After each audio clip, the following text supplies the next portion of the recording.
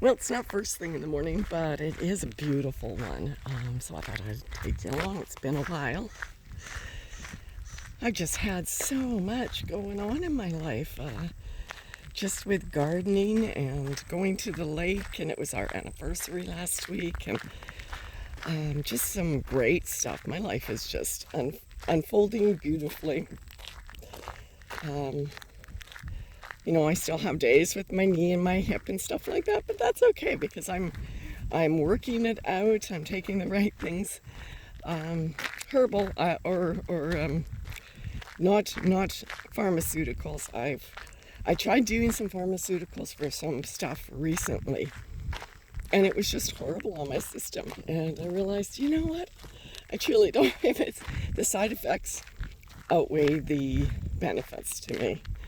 And I think that's one of the things that we do. We're so brainwashed into thinking, even though we see this long list of side effects that some of these drugs will give you, we just accept it. We just go on and think, we're going to be the 1 out of 50 people that this is going to work for. I have never been the 1 out of 50 people that it worked for. Every medication that I've ever taken has had a reverse on me, so I would rather stick with what's in my garden and just the joy that it takes to plant a garden, maintain a garden, and just the gratitude that you have to have for the Almighty, for providing. And that's what I wanted to talk about, not medicine or anything like that. I wanted to talk about gratitude and what it truly does for your life, and how you can go from the point, I guess this is where I'm going to start, guys. I had learned years and years ago about gratitude and how you can manifest in your life by having an open, loving heart, an accepting heart. And, I worked on it for many things. I spent many hours sitting on my deck when my life was falling apart. And I just thought about things that I loved. And I had this deep love in my heart while I was thinking. And I did this every night. Every night. I remember there was a time when me and my husband we're at the moment. It was almost ended, and I sat on the deck instead of thinking of all the things that I hated about him, and I thought about all the things I loved, all the things I appreciated, all the things that made him into the person that he is today. My heart swelled more and more, and I started to see him as every day went by in a different light, and then all of a sudden he's seeing me different. And it was from my manifestation, it was from my way of seeing the world differently, that the world started to change. And if you met my husband today and knew him even a year ago, you would not recognize this person. Because now, instead of being miserable all the time and always has a nasty comment, because he was like that, he greets me with a smile, and he thinks positive, and he sees how things can be better. And I guess I'm kind of taking the long way of saying what Jesus was talking about, and what the books, especially from the Hegemony, talk about is the kingdom is in you and outside of you. As Jesus said, don't look over there, don't look over here. The kingdom is in you. And people get very confused, and they ignore that scripture, and they say, no, then you're not properly saved. And when I was living on that modernized Christianity, because that's what that is, it's a modernized tool to keep your mind enslaved. I was in fear all the time. And so when I stopped doing the manifestations and the gratitude, now I started to look at things judgmentally and thinking that I was a sinner and that I have done all wrong and I deserve that fiery torment because I was a sinner, my whole life started to reflect that. Because we are what we think. So when I was thinking all of these things, and when I was thinking all my family was damned, and oh, just believe, and I cried about it all the time, and I supplemented, and I was on my knees crying, please save them, please save them, please save me, and within terror in my heart.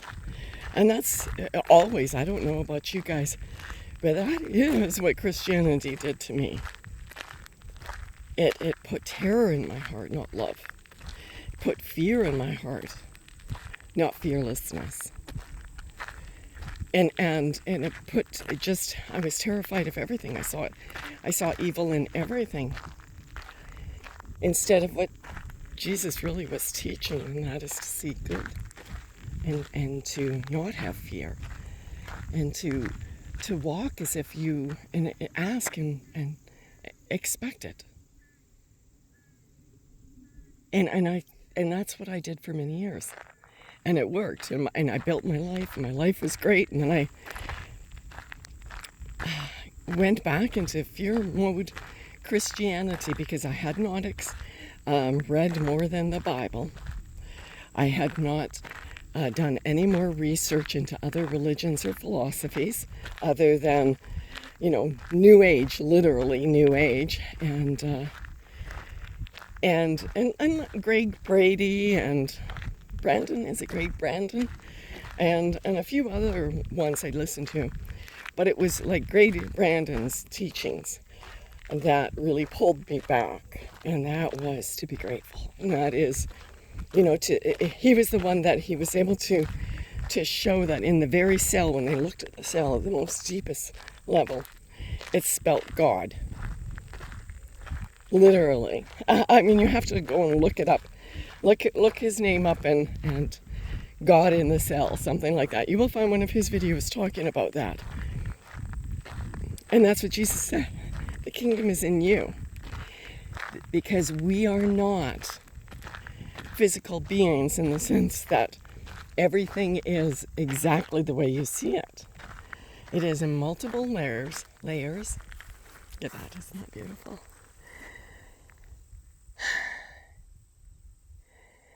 And you are a spiritual being having an earthly experience. I believe that we are, everybody's going to debate on which way that is. Whether we were trapped here, whether, it doesn't really matter. Honestly, all of that doesn't matter. It's what you feel on the inside. It's what you express, and is what I've expressed that works for my life. So when I was thinking about, Armageddon was coming and this and that, all of this stuff was happening, I was in fear mode, and my life started to fall apart, and I almost lost my husband because of it. Like, I literally, my husband had left me because that's what I was, and not that I had done anything to deserve that during that time. It's just that was the vibrations I was sending off, and that's how the universe was answering to me. And I had to take a really good look at, is it that he's rejecting Christ? Because he hadn't up until that point. It was, I had created this. I allowed my kingdom that was in me to manifest outside of me. And that kingdom was a brutal one. You have a kingdom. It just depends on how you want to manifest that kingdom. You may not be able to, I don't think you can actually do anything with the outside world, truly, except for you can influence the people in your circle, and you can help them manifest a beautiful kingdom in their life. And so far, after I started to focus back on love and started to research more and started to realize the Christianity of today, that fear-mongering, is just a control thing. It has nothing to do with his teachings. Had nothing to do with my heart. My heart knew it. My heart knew from the very beginning that this was all wrong. And then when I read it and I studied it, I have grown. Now I know myself, and I know why it used to work, and it works amazing now. It works beautiful now. So I take as much moments as I can to be grateful for what I have and for who I am. And yes, I still research and study and everything like that, but I don't worry about what's going to happen tomorrow or the rest of today. I just go on with my life, and I'm happy I'm able to do the things that I am. And I manifest things into my life. I want certain things to happen in my life now, and I put a joyful asking of what I need. I put it out and I work towards it. I put my foot that way. I turn that way. And I'll tell you, since my life in the last few months has just blossomed, and all the people that I scared away during my time of thinking that everybody was damned have all come back lovingly to me. Not as zombies, not as horrible people. We don't talk about, the I'm still not going to take that, only because I've researched the health effects. I don't know what that does to your spirit and your soul, but I think what really does to your spirit and soul is leave you in fear. And you truly aren't. What is saving? What is saving? What does being saved mean? If somebody who has taken the but they learn how to manifest love in their heart, and life starts to work as a kingdom of Jesus' kingdom in their life, are they lost? I've listened to a number of, not listened to them, I've seen their posts recently. Some people I used to associate with and listen to before have put out videos recently. And in the time that I have not listened to them, like the last year and a half, they have not stepped forward. They have not gained peace or tranquility or happiness in their lives. They're still in total fear, total terror. They don't even understand what Jesus said about fear not.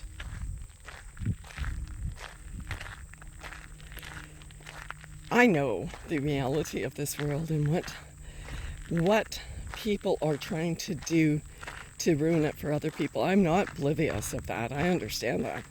But I also know that I will have to take part in any of that. And that God will always clear a path for me.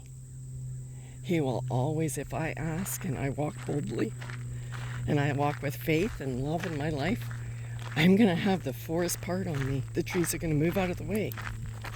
The rocks are going to lift up and go over there. My life is going to be what I choose. Because if I'm walking truly, knowing who I am, gnosis, know thyself, guys, and love thyself. If you cannot love the person you are and see how precious you are and how powerful you are you saved? What is being saved?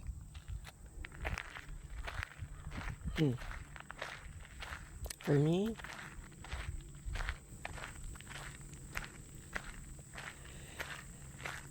wow, that's going to be an everlasting question. What is being saved? But I know right now I'm protected, and that I have always been protected, and that if I ask with love and gratitude and I love myself, the universe just gives me and gives and gives and gives. And when I ask that for my families, members, and I ask with a grateful heart, and I just start to see their lives manifesting in a beautiful way. Many people say, well, I think I'm cursed. Well, you are. You're cursing yourself.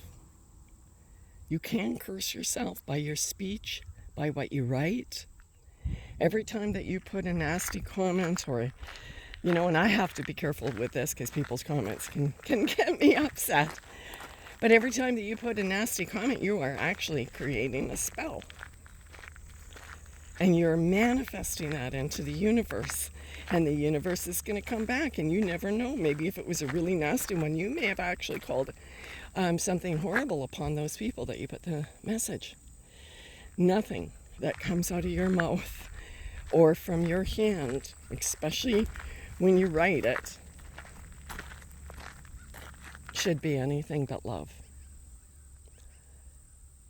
And even if somebody has a difference of opinion, you cannot direct another person's thoughts or hearts or growth. You can only be an example. And my example during the time that I was following the modern Christianity was not the example that I had always shown to my family and friends. And that's why they scattered, because all of a sudden, this woman that they always admired and looked up to had gone crazy, because truly that's what I was. I was crazy in fear. And I never walked with fear for all the time that they all knew me.